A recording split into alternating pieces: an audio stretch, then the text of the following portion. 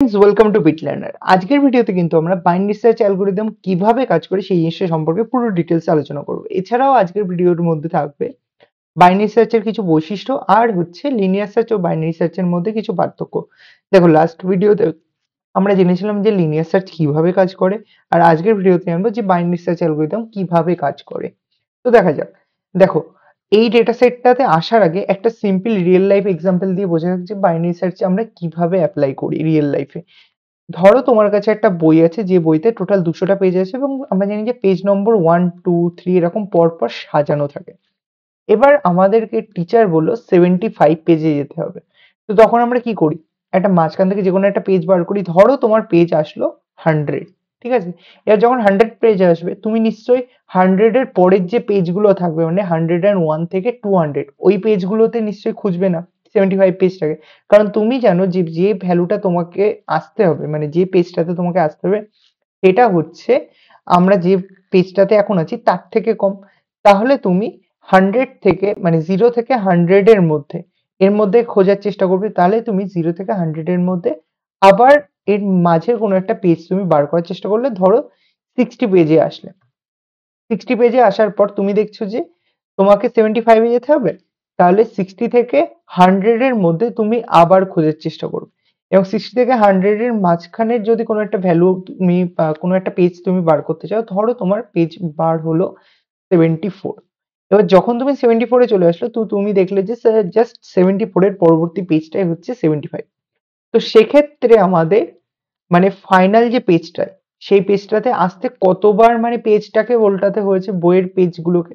তো দেখো টোটাল হয়তো 3 থেকে 4 বার মতন উল্টাতে হয়েছে। তো বাইনারি সার্চ কিন্তু এইভাবেই কাজ করে। আর লিনিয়ার সার্চ কেমন ভাবে কাজ করতো? প্রত্যেকটা পেজে একবার করে যাবে এবং গিয়ে চেক করবে যে এই পেজ নম্বর 1 কি 75 এর সঙ্গে ম্যাচ করছে, মানে 75 পেজের সঙ্গে ম্যাচ করছে না। তো এইভাবে পরপর যেতে যেতে যখন 75 পেজে আসবে তো তখন ও সার্চ করা বন্ধ করে দেবে। তো লিনিয়ার সার্চের ক্ষেত্রে 75 টাইমস মানে 75 বার তোমাকে পেজটাকে উল্টাতে হতো, যেটাতে প্রচুর টাইম লাগতো। বাট বাইনারি সার্চের ক্ষেত্রে মাত্র 3 থেকে 4 বারে তুমি আসল যে পেজটা যেখানে তোমাকে যেতে হবে সেই পেজটাতে তুমি চলে আসতে পারো। তো এটা ছিল একটা রিয়েল লাইফ এক্সাম্পল আমাদের বাইনারি সার্চ অ্যালগরিদমের। এবার আমরা দেখে নেব যে এই যে কোশ্চেনটা আছে বা এই যে ডেটা সেটটা দেওয়া আছে যেটা একটা অ্যারে ডেটা সেট। ধরো এই অ্যারেটার নাম হচ্ছে আমাদের এ, ঠিক আছে? এবার এই যে A অ্যারেটা এর ইনডেক্স ভ্যালু 0 থেকে স্টার্ট হচ্ছে এবং 8 পর্যন্ত যাচ্ছে। টোটাল 9 টা ডেটা আছে আমরা দেখতে পাচ্ছি।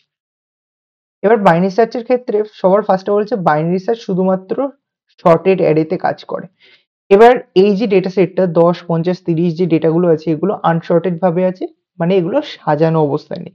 তো সবার প্রথমে আমাদেরকে এগুলোকে সাজাতে হবে। তো সাজানোর জন্য আমাদেরকে এই যে আনসর্টেড অ্যারের উপর একটা সর্টিং অ্যালগরিদম চালাতে হবে। এবার তোমাদের সিলেবাসের মধ্যে বাবেল সর্ট আছে, তোমাদের বাবেল সর্টের মাধ্যমে তোমরা এই একটা আনসর্টেড অ্যারেকে সর্ট করতে পারো, মানে ছোট থেকে বড় আকারে সাজাতে পারো বা বড় থেকে ছোট আকারে ডেটা সেটটাকে সাজাতে পারো। এবার এই ডেটা সেটটাকে যদি ছোট থেকে বড় আকারে সাজাই তাহলে অনেকটা এরকম হবে 10, 20, 30, 40, 50, 60, 70, 80 এবং 90, ঠিক আছে? এইবার এই যে ডেটা সেটটা এটার হচ্ছে যে ইন্ডেক্স ভ্যালু এটাও আমাদের 0 থেকে স্টার্ট হবে। 0, 1, 2, 3, 4, 5, 6, 7 and 8। এইবার আমরা যখন বাইনারি সার্চ অ্যালগরিদমটাকে কাজে লাগাবো তখন কিন্তু আমরা এই ডেটা সেটটার উপর কাজ করব। তখন কিন্তু আর আমরা এই ডেটা সেটটার দিকে তাকাবো না, ঠিক আছে? তখন আমাদের এই শর্টেড বা সাজানো যে ডেটা সেট সেটার দিকে নজর দিতে হবে। তো আমাদের দেখো কি এলিমেন্ট বলে দিয়েছে 30।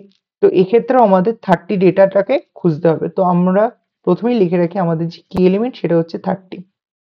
তো 30 কোন ইন্ডেক্সে আছে সেই ইন্ডেক্স ভ্যালুটা আমাদেরকে রিটার্ন করতে হবে। তো এখন ধরে নাও যে আমরা জানি না যে কোন ইন্ডেক্সে 30 টা আছে, সেটা আমরা বাইনারি সার্চের মাধ্যমে বার করব। তো বাইনারি সার্চের ক্ষেত্রে কি করতে হবে? প্রথমে দেখো, প্রথমে বলেছে অ্যারের যে লো এবং হাই সেটা সেট করো। দেখো এই অ্যারেটার ক্ষেত্রে লো ইন্ডেক্স হচ্ছে 0, লোটাকে আমি এল দিয়ে ডিনোট করছি যেটা হচ্ছে 0, আর হাই হচ্ছে আমাদের 8। তারপরে বলেছে যতক্ষণ পর্যন্ত low less than equals to high থাকবে ততক্ষণ আমাদের এইভাবে কাজটাকে করতে হবে। মানে লো এর ভ্যালু এখন কত? 0, 0 লেস দ্যান ইকুয়াল টু 8। এটা কি ট্রু হচ্ছে? হ্যাঁ, এটা ট্রু হচ্ছে। এবার যতক্ষণ এটা ট্রু হবে মানে লো এর ভ্যালু অলওয়েজ লো থাকবে এবং হাই এর ভ্যালু অলওয়েজ হাই থাকবে, ততক্ষণ আমরা এই যে 1 2 3 4 এই মানে এই ইনস্ট্রাকশনস গুলোকে ফলো করব। ঠিক আছে? তো আমরা এখন এই 4টি ইনস্ট্রাকশনকে ফলো করব। তো প্রথমে দেখো, প্রথম ইনস্ট্রাকশন বলেছে মিড ভ্যালু বার করতে হবে। এবার মিড ভ্যালু কি করে বার করতে হবে? মিড ভ্যালু বার করার জন্য আমাদেরকে লো এবং হাইয়ের ভ্যালু জানতে হবে। লো এবং হাইয়ের ভ্যালু আমাদের কাছে দেওয়াই আছে, 0 plus 8 divide by 2, low plus high divide by 2। তো আমরাও এখানে এটাই অ্যাপ্লাই করলাম। এটার ভ্যালু আসে আমাদের 4। তাহলে এখন আমাদের এ অফ মিড, ঠিক আছে, এ অফ মিড, দেখো 2 নম্বর ইনস্ট্রাকশনে বলেছে এ অফ মিড ইকুয়ালস টু কি কিনা সেটা চেক করতে হবে।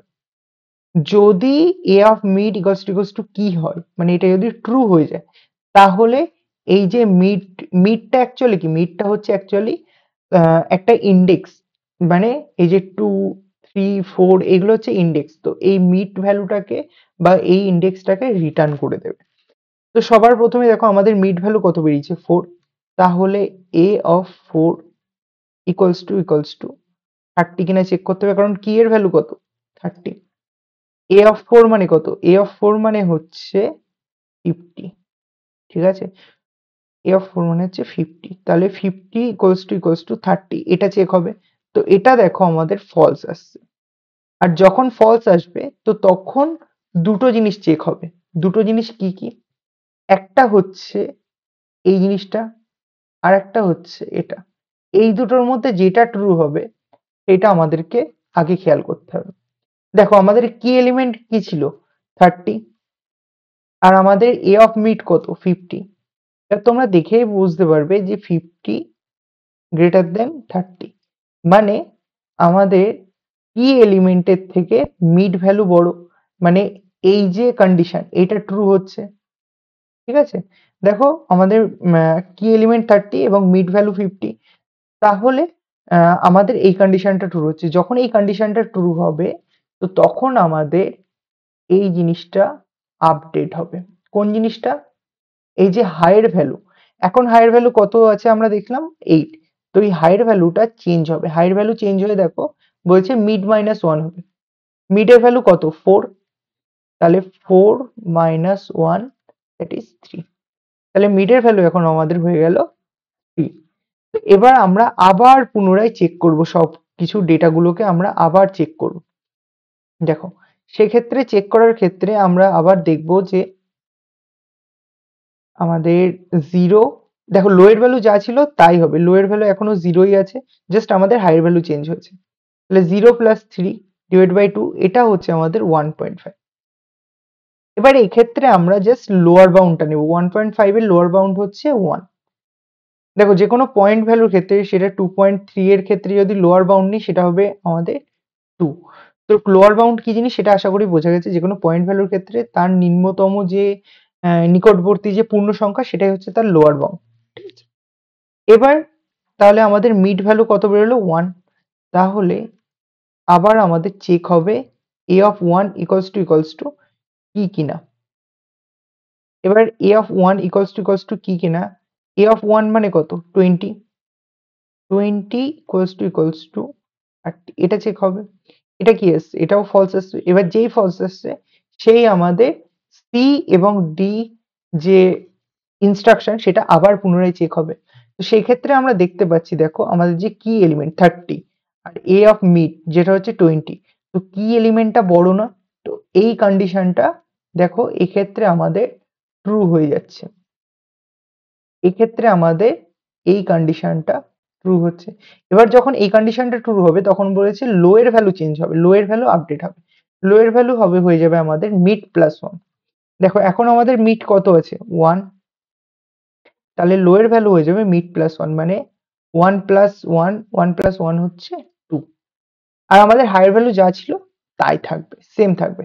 তাহলে আবার আমাদের পুনরায় এই জিনিসটা আবার চেক করতে হবে, মানে আবার আমাদের mid equals to low plus high এই কন্ডিশনে আসতে হবে। তাহলে মিড ভ্যালু আবার বার করি। এখন আমাদের লো কত 2 আর হাই কত 3। এবার 2 প্লাস 3 হচ্ছে 5, 5/2 মানে হচ্ছে আমাদের 2.5/2, 2.5 হচ্ছে। এবার 2.5 এর যে লোয়ার বাউন্ড সেটা কত, সেটা হচ্ছে 2। তাহলে এখন আমাদের মিড ভ্যালু হচ্ছে, মানে মিড পজিশন হচ্ছে 2। তাহলে a অফ 2 ইকুয়ালস টু কি, এটা আবার চেক হবে।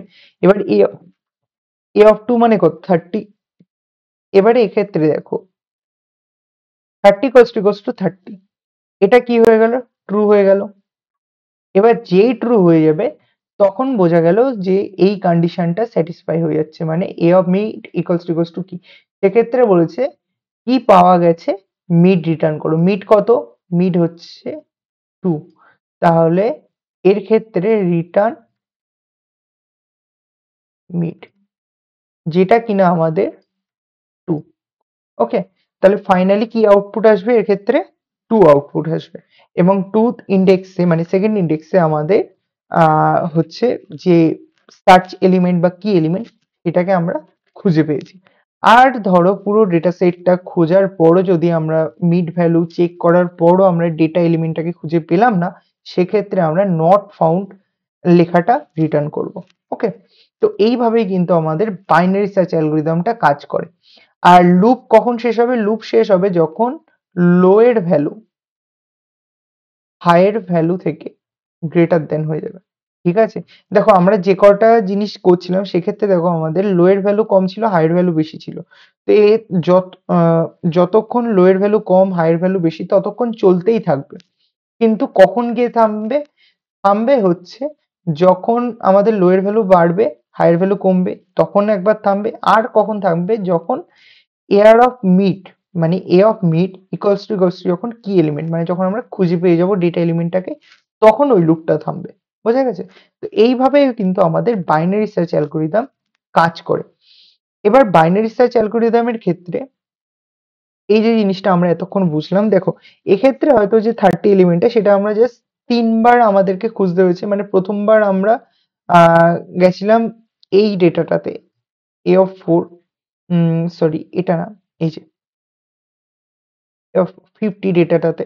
তো প্রথমে এটাতে গেলাম, তারপরে এখান থেকে আমরা এসেছিলাম 20 তে, তারপরে এখান থেকে 30 তে, মানে আমাদেরকে 3 বার সার্চ করতে হয়েছে। ঠিক আছে, এবার এটা যেহেতু ছোট ডেটা সেট তো এক্ষেত্রে হয়তো লিনিয়ার সার্চের মতন টাইম লাগছে। কিন্তু যখন কোনো বড় ডেটা সেট থাকবে যেখানে হয়তো 1000 বা 10,000 এমনকি 1,00,000 মতন কোনো ডেটা সেট দেওয়া আছে, ডেটা দেওয়া আছে, সেক্ষেত্রে কিন্তু বাইনারি সার্চ খুব কম সময়ে হয়তো 7 থেকে 8 বারের মধ্যে খুঁজে বার করে দিতে পারবে। ঠিক আছে, এবার বাইনারি সার্চ হচ্ছে আমাদের লগারিদম টাইমে সার্চ করে।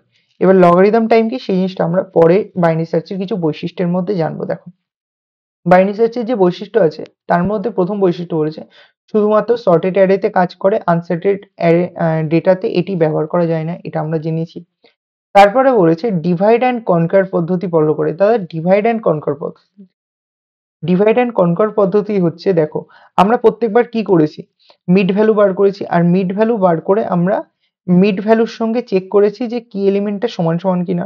এবার যখন সমান সমান না, তো তখন কি হয়েছে, আমাদের লো বা হাইয়ের ভ্যালু চেঞ্জ হয়ে আমাদের এই যে ডেটা সেটটা সেটা ছোট হয়ে গেছে না, মানে আমাদের যে ডেটা সেটটা সেটাকে আমরা ছোট ভাবে দুই ভাগে ভাগ করেছি। ধরো এই প্রথমে পুরো ডেটা সেটটাকে চেক হয়েছিল, সেক্ষেত্রে আমরা প্রথমে এলিমেন্টটাকে খুঁজে পেলাম না, মানে এ অফ মিড ইকুয়ালস টু কি, এটা ফলস হয়ে গেছিল। তো সেক্ষেত্রে আমরা ডেটা সেটটাকে দুটো ভাগে ভাগ করেছি এবং আমরা একটা ডেটা সেটের ওপর খোঁজ করা আবার চালিয়েছি, এবং সেক্ষেত্রে আমরা মিড ভ্যালু বার করলাম এবং মিড ভ্যালুর সঙ্গে ধরো মিললো না। এবার সেক্ষেত্রেও আমাদের এর মধ্যে আবার কিছু ছোট ছোট ডেটা সেট হয়ে যাবে। তো সেই ছোট ছোট ডেটা সেট গুলো তৈরি হওয়ার জন্য কি হচ্ছে, দেখো একটা বড় ডেটা সেট সেটা বারবার ডিভাইড হচ্ছে এবং ডিভাইড হয়ে ওই ডেটা সেটের যে মিড ভ্যালু সেটার সঙ্গে বারবার চেক হচ্ছে। তো এই যে পদ্ধতিটা, এটাকেই বলা হচ্ছে ডিভাইড অ্যান্ড কনকার পদ্ধতি, যেটা আমাদের বাইনারি সার্চ অ্যালগরিদমে দেখা যায়। তারপরে বলেছে খুব দ্রুত সার্চ পদ্ধতি। প্রতিবার সার্চ স্পেস যেহেতু অর্ধেক হয়ে যাচ্ছে এবং কোনো একটা বড় ডেটা সেট যেহেতু খোঁজার সময় অর্ধেক হয়ে যাচ্ছে, তো আমাদেরকে অল্প এলিমেন্টের মধ্যে খুঁজতে হচ্ছে। এবার অল্প এলিমেন্টের মধ্যে খুঁজতে হলে কি হয়, আমরা খুব তাড়াতাড়ি খুঁজে পাই।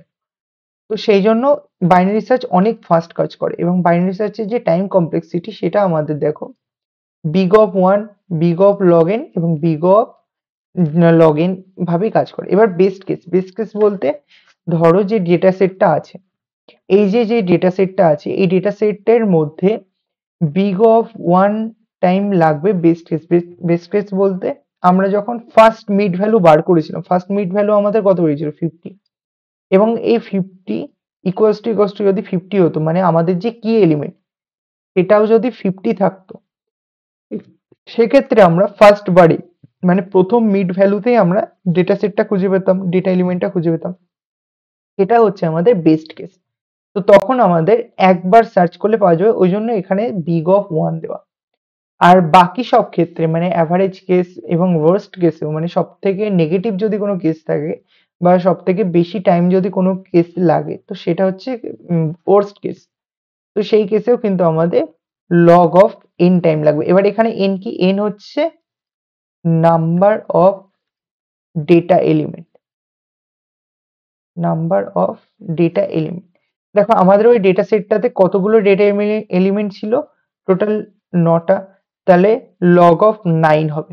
তো লগ অফ 9 এর যে ভ্যালুটা আসবে সেটাই হচ্ছে ওই ডেটা সেটটার ওয়ার্স্ট কেস বা অ্যাভারেজ কেস টাইম কমপ্লেক্সিটি। আশা করি বোঝাতে পেরেছি। তারপরে দেখো স্পেস কমপ্লেক্সিটির ক্ষেত্রে দুটো মেথড আছে, একটা হচ্ছে ইটারেটিভ মেথড বলতে যখন লুপ ইউজ করা হবে, লুপ ইউজ করার ক্ষেত্রে বিগ অফ 1 টাইম মানে বিগ অফ 1 স্পেস কমপ্লেক্সিটি লাগবে, ঠিক আছে। আর রিকার্সিভ মেথডের ক্ষেত্রে বিগ অফ log n, যেটা কিনা আমাদের ওয়ার্স্ট কেস এবং অ্যাভারেজ কেসের টাইম কমপ্লেক্সিটির মতন।